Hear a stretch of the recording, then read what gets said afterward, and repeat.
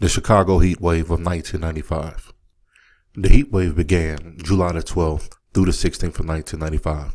Temperatures reached a high of 98 degrees 4 days in a row, with the highest temperature coming on July the 13th of 106 degrees, which is the second highest temperature recorded ever since records began in 1928.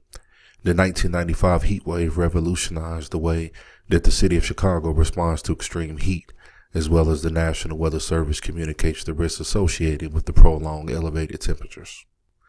Deaths and victims. Over 700 people died from heat stroke and heat-related illnesses throughout the heat wave of 1995.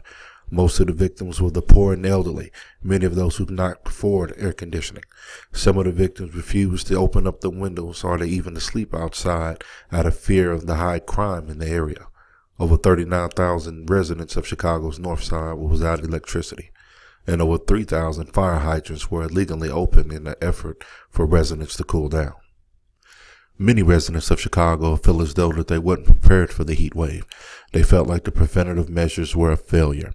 Inadequate warnings to the residents about what they should do and prepare for the heat wave, power failures, lack of preparation from city officials, and inadequate ambulance services and hospital facilities. And even in that event, cooling centers were not fully utilized until after the 4 days of extreme heat. Statistics. If you look at the chart at the bottom, you will notice that most of the victims who died in the Chicago heat wave of 1995 ranged anywhere from the age of 50 to 89 years old.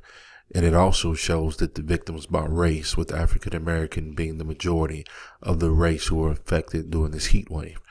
To your right, you will see the entire forecast for Chicago in 1995 from July the 11th to July the 17th.